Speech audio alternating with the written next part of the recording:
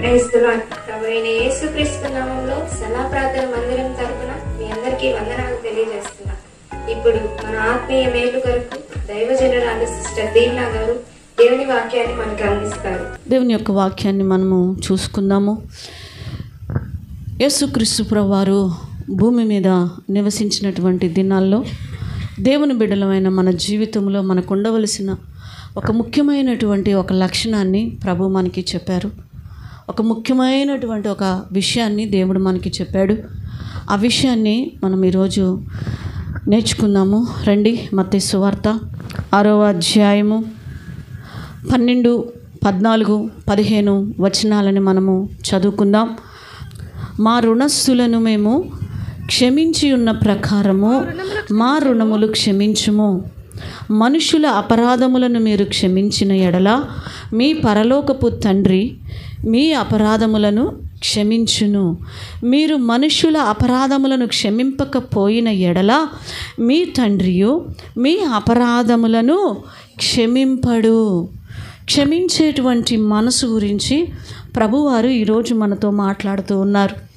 ఈ చివరి కడవరి దినాలలో మనం ఇంకా మన జీవితంలో సరిచేసుకోవాల్సినటువంటి ఒక ముఖ్యమైన విషయం ఏమిటి అంటే క్షమాపణ. ఏంటండి? క్షమాపణ. నీ జీవితంలో ఇంకా ఎవరినైనా క్షమించలేని స్థితిలో ఉన్నావా? లేదా ఎవరి దగ్గరికైనా వెళ్ళి నువ్వు క్షమాపణ అడగలేని స్థితిలో నువ్వు ఉన్నావో నాకు తెలియదు. ఒక దేవుని బిడ్డకు ఉండవలసినది ఏమిటి అంటే కొలస్సీలకు రాసినటువంటి పత్రిక 3వ అధ్యాయము, కొలస్సీలకు రాసినటువంటి పత్రిక 3వ అధ్యాయము 12వ వచనాన్ని మనం చదువుకుందాం. కాగా దేవుని చేత ఏర్పరచబడిన వారును పరిశుద్ధులను ప్రియులు అయిన వారికి తగినట్టు జాలిగల మనస్సును దయాళత్వమును సాత్వికమును ధరించుకోండి. ఏం కలిగి ఉండాలంటండి మనము? దయాళత్వం, దీర్ఘశాంతము, జాలి, మంచితనం, కనికిరాన్ని మనం కలిగి ఉండాలని దేవుడు మనల్ని హెచ్చరిస్తూ ఉన్నాడు. ఇవన్నీ కూడా నీ జీవితంలో క్షమించేటువంటి మనసులోనికి నిన్ను తీసుకువెళ్తాయి. ఇవి నీ జీవితంలో లేకపోతే ఎదుటి వ్యక్తిని మనము క్షమించలేము. ఈరోజు మనం పరిశీలించుకోవాల్సింది ఏమిటి అంటే నీవు క్షమించలేని వారు నీ జీవితంలో ఎవరైనా ఉన్నారా? ఎవరైనా ఉన్నారా? ఉంటే ఖచ్చితంగా వారిని నువ్వేం చేయాలంట? క్షమించాలి అని దేవుని వాక్యం మనకి సెలవిస్తూ ఉన్నది. దేవుని వాక్యం అంతా మాట్లాడుతూ ఉన్నది. దేవుడు మనల్ని హెచ్చరిస్తూ ఉన్నాడు. ఎందుకంటే రోమాపత్రికలో రాయబడినట్లు 3వ అధ్యాయము 23వ వచనంలో రాయబడినట్లు ఏ భేదమును లేదు, అందరూ పాపము చేసి దేవుడు అనుగ్రహించు మహిమను పొందలేకపోతున్నారంట. ఏ భేదము లేదు, అందరూ దేవుడు మహిమను పొందలేకపోతున్నారు. మరి నువ్వెందుకు క్షమించలేకపోతున్నావు? ఎందుకు వాడు చాలా పెద్ద పాపాలు చేస్తున్నారండి. తిరుగుతున్నాడండి, ఒక ఆమెను వేసుకొని తిరుగుతున్నాడు, ఒక ఆయన్ని వేసుకొని తిరుగుతుందండి. ఎట్ట క్షమిస్తాం? అది నీ దృష్టిలో పాపం. మరి దేవుడి దృష్టిలో ఏంటి? ఒక స్త్రీని మోహపు చూపు చూస్తేనే నువ్వు ఎన్నిసార్లు నీ జీవితంలో పొరపాట్లు చేసావమ్మా సహోదరుడా? ఎన్నిసార్లు దేవునికి వ్యతిరేకమైన చూపులు నువ్వు చూసావు? మరి ఆ వ్యభిచారం చేసిన స్త్రీకి మీకు ఏంటి వ్యత్యాసము? ఎందుకు క్షమించలేకపోతున్నావు? అంతకుడండి మాకు చూస్తుండగానే పలానా వాళ్ళని చంపేశాడు. మరి దేవుడు ఏమంటున్నాడు? తన సహోదరుణ్ణి ద్వేషించువాడు నరహంతకుడు. ఎంత వ్యత్యాసం! దేవుడి దృష్టిలో నువ్వు చేసే ఎంత పాపమో తెలుస్తుందా?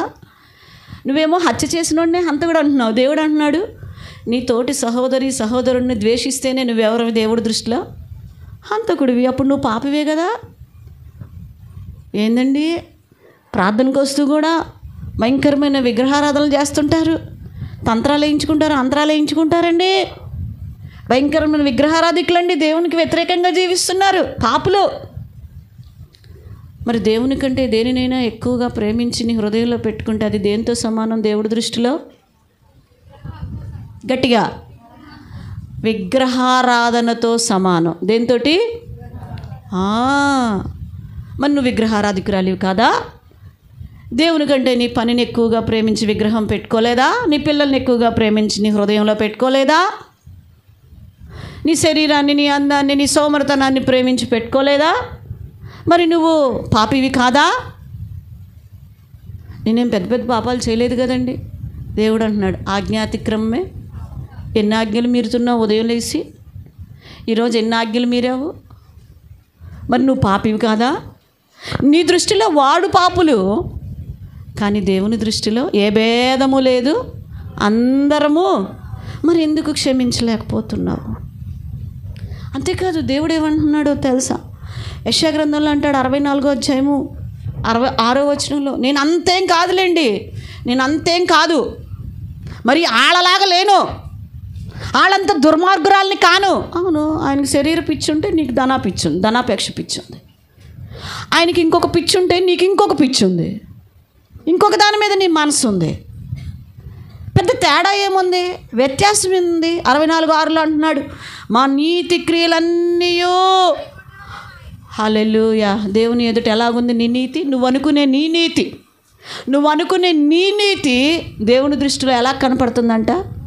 మురికి గొడ్డ పేలికలాగా ఉంది. మరి ఎందుకు క్షమించలేకపోతున్నావు? ఈ క్షమించే విషయాల్లో 4 రకాలను మనం చూస్తాం. ఎంతమందిని ఈరోజు 4 రకాలని నేను చూపిస్తా. మొట్టమొదటి రకం, నేను అస్సలు క్షమించలేనండి వాళ్ళని.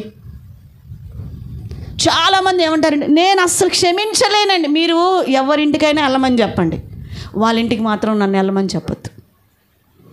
వాళ్ళతో మాట్లాడమని నన్ను చెప్పొద్దు.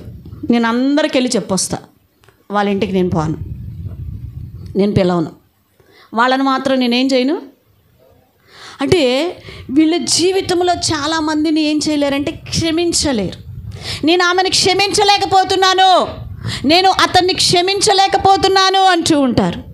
ప్రియ సహోదరి, ఇలాంటి క్షమించలేను అనేటువంటి వారితో దేవుడు మాట్లాడుతూ ఉన్నాడు. ఈ రకం మనుషులతోటి యోహాను రాసిన మొదటి పత్రిక 3వ అధ్యాయము 15వ వచనం, తన సహోదరుని ద్వేషించువాడు నరహంతకుడు, ఏ నరహంతకుని యందును మరి నీకు పరలోకం లేదని చెప్తున్నాడు దేవుడు. నువ్వు ఎవరినైతే క్షమించలేకపోతున్నావో, లేదా ఎవరి దగ్గరికి వెళ్ళి నువ్వు క్షమాపణ పడలేకపోతున్నావో, ఎవరితో నువ్వు సమాధానంగా ఉండలేకపోతున్నావో నాకు తెలియదు. ఈరోజు నీ కోడల మీద నీకు ద్వేషమా? నీ అత్త మీద నీకు ద్వేషమా? నీ భర్త మీద నీకు ద్వేషమా? ఈరోజు నీ భార్య మీద నీకు ద్వేషమా? నీ ఇరుగు పొరుగు వారి మీద కోపమా? క్షమించలేకపోతున్నావా వారిని? వారికంటే నువ్వు నీతిమంతుడివా?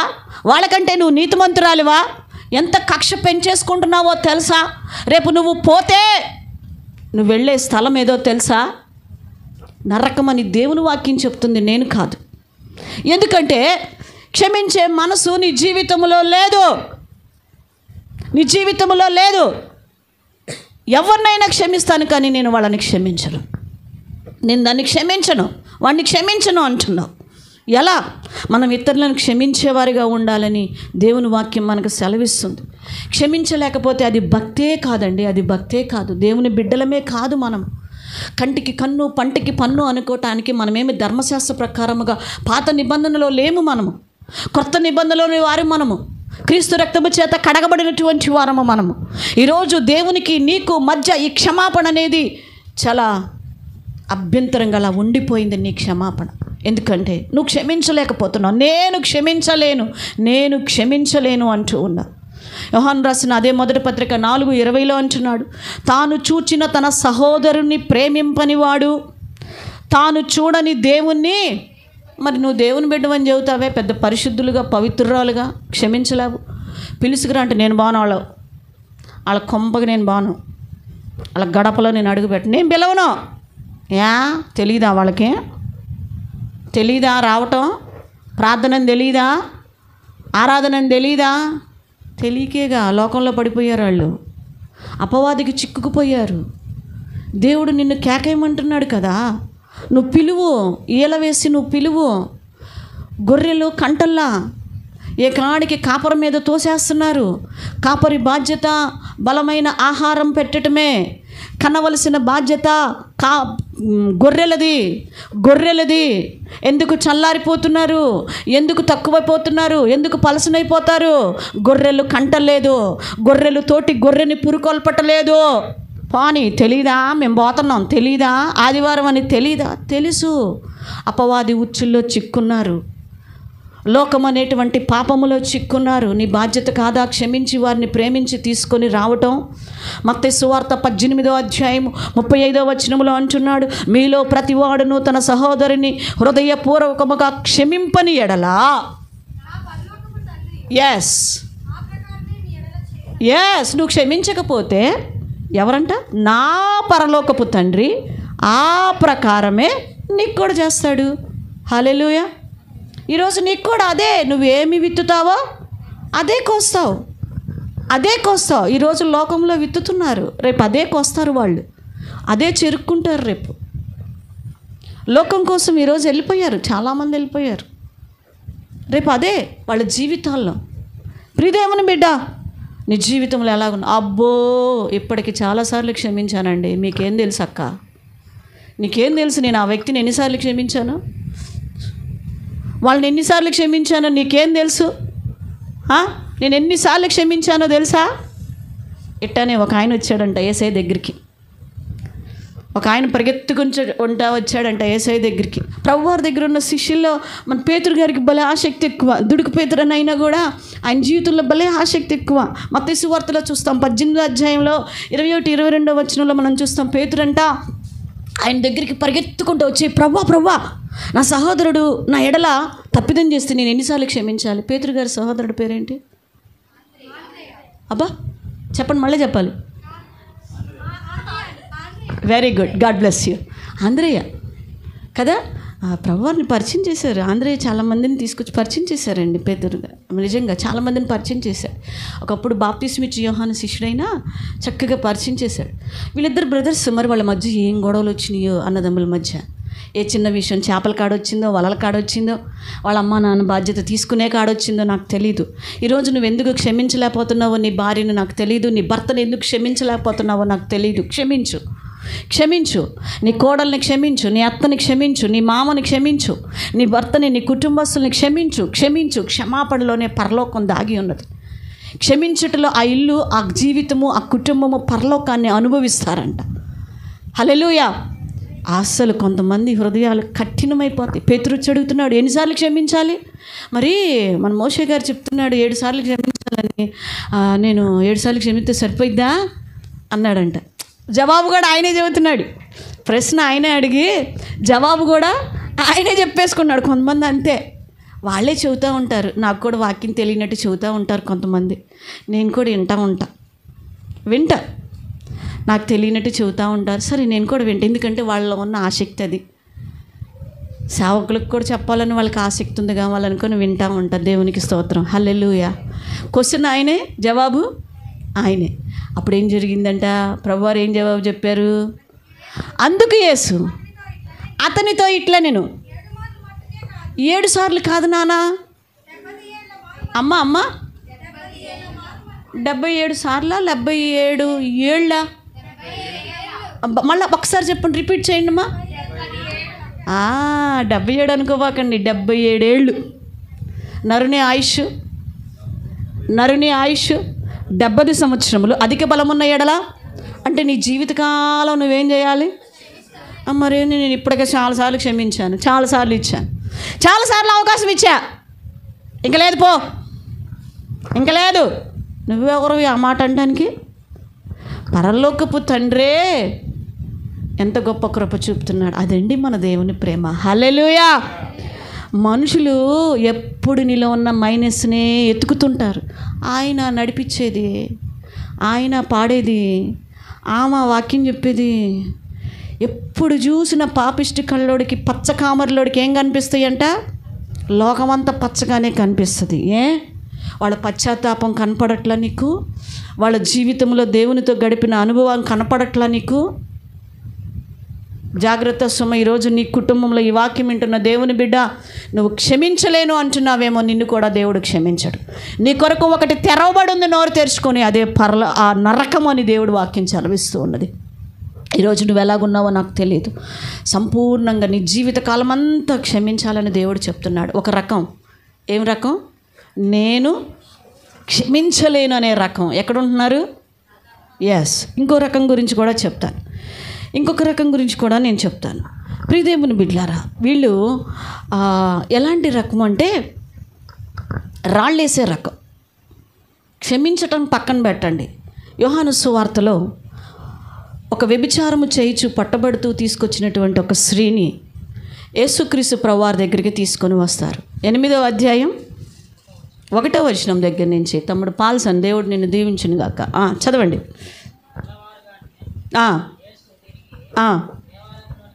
రాగా కనుక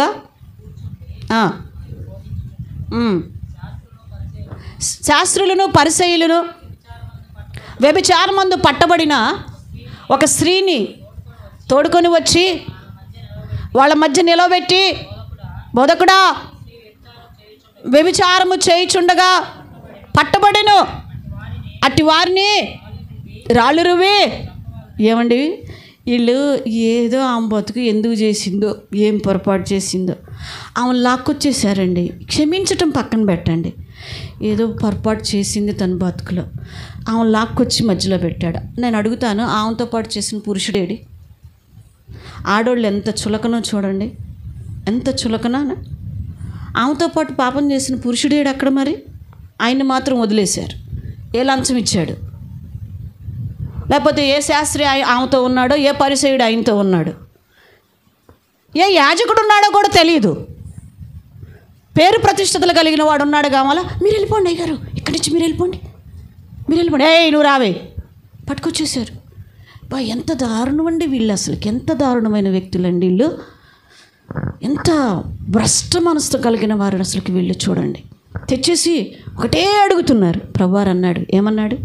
మీలో పాపము చేయనివాడు మొదట క్షమించకపోగా వీళ్ళు ఏమేయటానికి రెడీగా ఉన్నారు?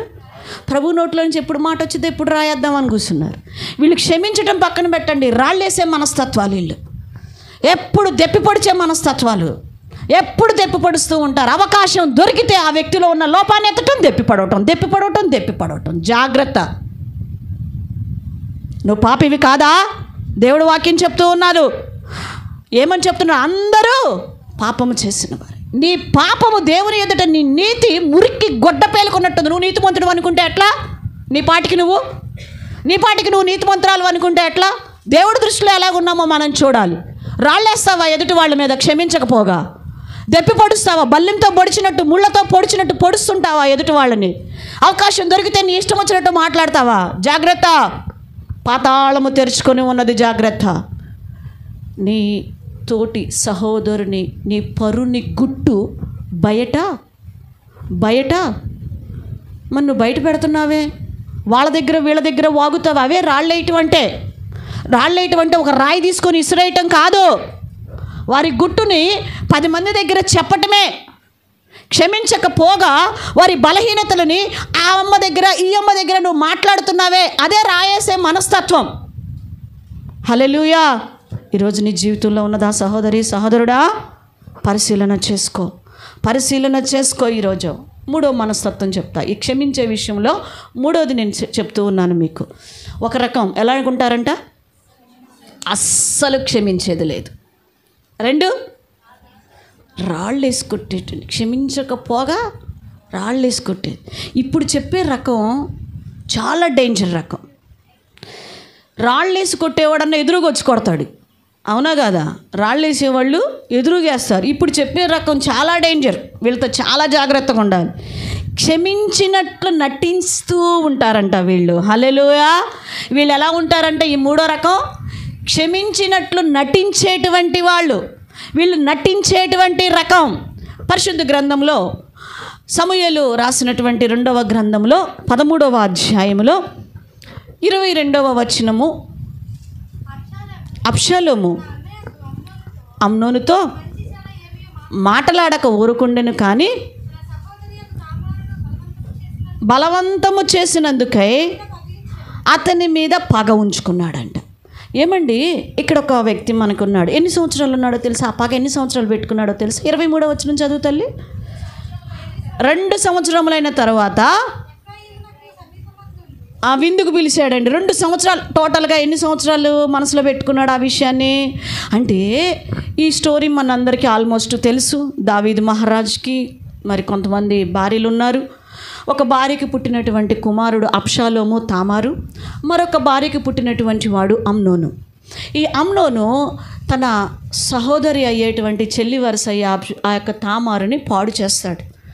పాడు చేసినప్పుడు ఆమె ఏడ్చుకుంటూ తన సొంత అన్న దగ్గర అబ్షాలోం దగ్గరికి వచ్చేస్తే ఆ అన్న అంటాడు, ఏంటమ్మా నీ అన్న అమ్నోను పాడు చేశాడా? సరే ఆడబాకు, మీ అన్నేగా, వదిలేమ్మా, మనసులో పెట్టుకో, పద అన్నాడండి. లోపలికి పంపించాడంట. అసలు ఏమీ ఎరగనట్టే ఉన్నాడంట. కానీ ఆ కోపాన్ని హృదయంలో ఎన్ని సంవత్సరాలు దాచిపెట్టుకున్నాడంట? 2 సంవత్సరాలు. క్షమించినట్టు నటిస్తూ 2 సంవత్సరాలు పగని పెంచుకుంటూ వచ్చేసాడు. అవకాశం కోసం చూస్తూ వచ్చాడు. తోటి అన్నదమ్ములు వచ్చి అడుగుతున్నారు, అరే మన చెల్లిని అమ్నోను చెరిపాడంట కదరా. పానీండ్రా, మన అన్నేగా, మన బ్రదరే కదరా, వదిలేయండి. దావీదు, అబ్షాలోమా, పర్వాలేదులే డాడీ, ఏం కాదులే. తోటి ఉద్యోగస్తులు వాళ్ళందరూ అడుగుతున్నారు, ఏ అయ్యా మీ చెల్లిని పాపం అమ్నోను పర్లేదులేమ్మా, ఏముందిలే, వదిలేయండి మా అంటే పైకి క్షమించినట్టు జీవించాడు. అసలు ఆ విషయమే పట్టనట్టు వదిలేశాడు. కానీ 2 సంవత్సరాల తర్వాత ఆ కోపం ఎప్పుడు అవకాశం దొరికిద్దా చూశాడు. దొరికిన వెంటనే అమ్నోని కత్తిపెట్టి ఏం చేశాడంట? ఒక్క పోటు పొడిచాడు. ఒకే ఒక్క పోటు. వీళ్ళు నటించే రకం. వీళ్ళతో చాలా జాగ్రత్తగా ఉండాలి. నిన్ను ప్రేమిస్తున్నట్టే ఉంటారు, నీ తప్పుని కప్పిపుచ్చి మాట్లాడినట్టే ఉంటారు, క్షమించినట్టే ఉంటారు. వీళ్ళతో చాలా జాగ్రత్తగా ఉండాలి వీళ్ళతోటి. ఎంత దారుణమైనటువంటి వాళ్ళు నటిస్తూ ఉంటారు. వీళ్ళు క్షమించినట్టు నటిస్తారు, పక్కన వెనకమాల గోతులు తీస్తారు. అబ్షాలోము తీసినట్టు వెనక గోతులు తీస్తూ ఉంటారు. మన ముందేమో నిజమేలే పాపం, అవునులే అలానే అంటూ ఉంటారు, కానీ వెనక గోతులు తీస్తూ ఉంటారు. నువ్వు కూడా క్షమించినట్టు నటిస్తున్నావేమో నీ సహోదరుని. జాగ్రత్త సుమా. సౌలు రాజు కూడా ఇంతే. దావీదు ఎన్నోసార్లు ఆ యొక్క సౌలుని చంపడానికి సౌలు దావీదుని చంపడానికి వచ్చినప్పుడల్లా దావీదు ఏం చేస్తూ వచ్చాడంటే, తప్పించుకుంటూ సౌలుని చంపే అవకాశం తనకు వచ్చినా కూడా చంపకుండా విడిచిపెడతా వచ్చాడు. ఎవరు? దావీదు గారు. తనను చంపటానికి వచ్చేటప్పుడు దావీదుకే అవకాశం ఇచ్చాడు దేవుడు. వదిలేసినప్పుడల్లా కూడా సౌలు గారు ఏమంటావు, దావీదా నాయనా నిన్ను దేవుడు ఎన్నుకున్నాడు నాయనా, ఈ దినం నన్ను చంపకుండా వదిలిపెట్టావు నాయనా. మరలా ఇదిగో దావీదుని చంపడానికి మరలా పరిగెత్తేవాడు. అంటే ప్రేమ ఉన్నట్టు, క్షమించినట్టు ఏం చేస్తూ ఉండేవాడు? నటిస్తూ ఉండేవాడు. ఎన్నోసార్లు ప్రాణభిక్ష నిజంగా దావీదే పెట్టాడు సౌలుకి. 2 సార్లు దొరికినా కూడా క్షమాభిక్ష పెట్టి వదిలేశాడు. జాగ్రత్త, ఈరోజు నటించుకో, అవసరాన్ని బట్టి అసలు నటించుకో. ఇలాంటి వారితో చాలా జాగ్రత్తగా ఉండాలి. నటించే వారితో చాలా జాగ్రత్తగా ఉండాలి. గర్వముతో నటించు వారిని ఆయన అనపశక్తుడని దానియేలు గ్రంథం 4:37 చూస్తున్నావు. నువ్వు నటించొద్దు. క్షమించినట్టు నటించి ఫోజు కొట్టబాక. హృదయపూర్వకంగా దేవుని సన్నిధిలో ఈరోజు నీ జీవితంలో సరిచేసుకోవలసినటువంటి విషయం ఇది. కొంతమంది గర్విష్ఠులు వారి కోపాన్ని కానీ వారి గర్వాన్ని కానీ ఒప్పుకోవడానికి ఏమాత్రం ఇష్టపడినటువంటి గర్విష్ఠులు. క్షమించలేరు, నటిస్తూ ఉంటారు. ఇకపోతే 4వ రకం నేను చెప్తాను మీకు. వారు ఎవరు అంటే హృదయపూర్వకంగా క్షమించే మనసు కలిగిన వారు. హల్లెలూయా. ఏ మనసు అంట? హృదయపూర్వకంగా ఇది దేవుని మనసు. ఎవరి మనసు అండి? ఇది దేవుని మనసు. ఈ మనసు పరిశుద్ధ గ్రంథంలో కొంతమంది కలిగి ఉన్నారు. మనం చూస్తాం. సమూయేలు మొదటి గ్రంథంలో 9వ అధ్యాయం 1వ వచనంలో చూస్తాం. 9వ అధ్యాయం 10వ వచనంలో కూడా చూస్తాము. దావీదు రాజు అయిపోయిన తర్వాత దేవుడు తన శత్రువైనటువంటి సౌలు రాజు నుంచి, సౌలు యొక్క శత్రు సమూహాన్ని అంతటి నుంచి విడుదలిచ్చేసి దావీదుని రాజుని చేస్తే దావీదు రాజు అంటూ ఉన్నాడు. ఒకరోజు ఏమంటున్నాడో తెలుసా? యోనాతానును బట్టి నేను ఉపకారము చూపుటకు. చూడండి, అంత అవసరం ఏంటండి దావీదుకి? ఏమండి, నిజంగా హృదయపూర్వకంగా క్షమించటం అంటే ఏంటో తెలుసా? సరే పాని వాళ్ళు బతుకుతున్నారు, సరే వదిలే అంటం కాదు. వాళ్ళకి ఏం చేయాలనుకుంటున్నాడు? తనకి అపాయం చేశారు, తనకి కీడు చేశారు.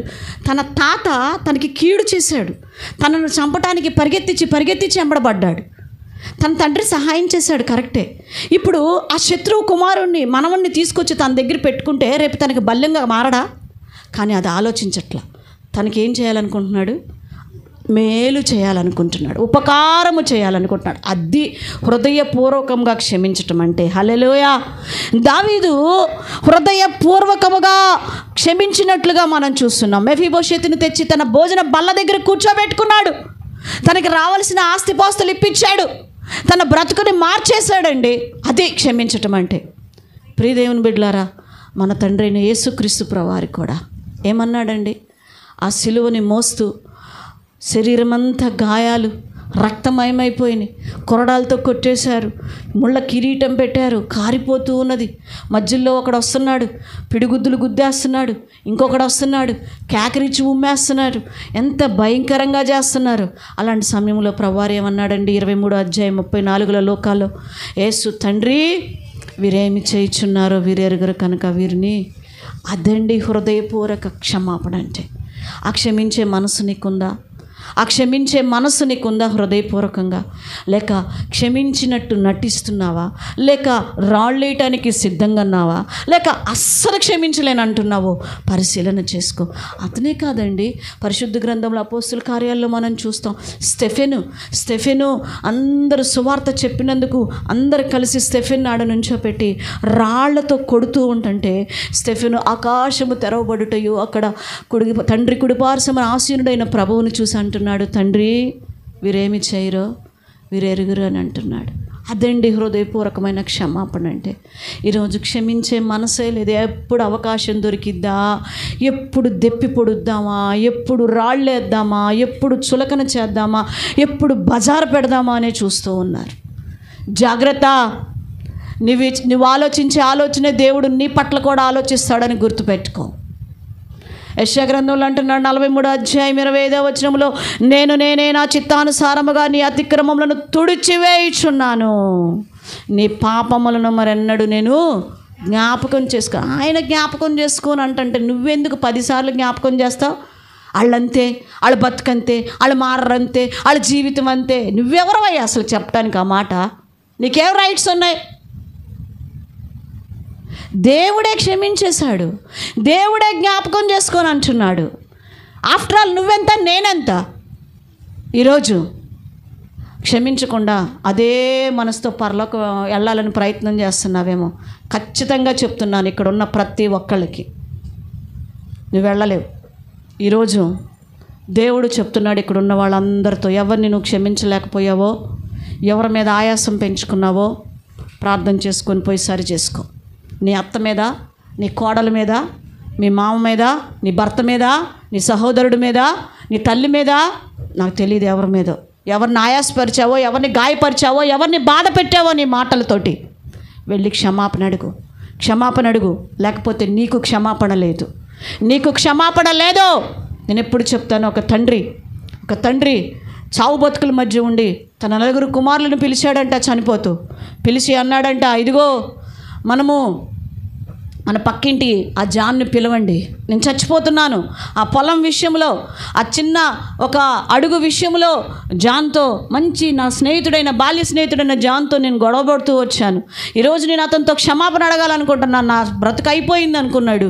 పిలిపించి ఆ జాన్ని పిలిచినప్పుడు వచ్చాడు ఆ పెద్ద ఆయన, నన్ను క్షమించు, ఒక అడుగు స్థలం కోసం మన అన్యోన్యమైన స్నేహాన్ని కూడా విడిచిపెట్టి నీ మీద కక్ష పెంచుకొని నీ మీద పోట్లాడబెట్టుకున్నాను, నన్ను క్షమించు. నన్ను మరి నువ్వు క్షమించాలని ఒక మాట చెప్తే నేను పరలోకం వెళ్తాను, లేకపోతే నేను వెళ్ళలేనన్నాడు. అతను అన్నాడు, చచ్చా అదేంటి నా సహోదరుడా, పర్వాలేదు, నేను నిన్ను క్షమిస్తున్నానని చెప్పి వెళ్ళిపోయిన తర్వాత తన 9 కుమారులను పిలిచి చెబుతూ ఉన్నాడు, అరే జాన్ని నేను క్షమించాను, ఎందుకంటే నేను పరలోకం వెళ్ళాలి. మీరు మాత్రం ఏం చేయొద్దు, క్షమించబాకండి. హల్లెలూయా. అడుగు స్థలం మనకే రావాలి, వాడికి రావడానికి లేదు. ఏమి క్షమాపణ అండి అది? వెళ్తారా పరలోకం? వెళ్తామా? ఏం చెబుతున్నావు పిల్లలకే? తల్లిదండ్రులు, అరే మీ నాయనమ్మ నన్ను ఎట్ట చూసిందో తెలుసా? మీ అత్త ఎట్ట చూసిందో తెలుసా? అబ్బా మీ తాత సామాన్యుడు అనుకుంటున్నావా?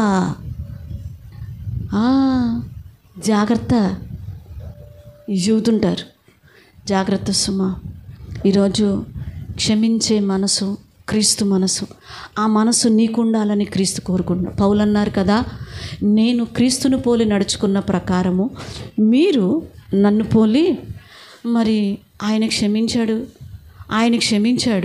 ఆయన ప్రకారము ఆయన బిడ్డలైన ముందున్నటువంటి సాక్షి సమూహము క్షమించుకుంటూ వెళ్ళారు.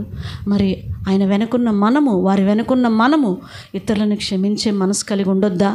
మనం పరలోకం వెళ్ళాలంటే మనం కూడా ఏం చేయాలంట? క్షమించేసేయాలి.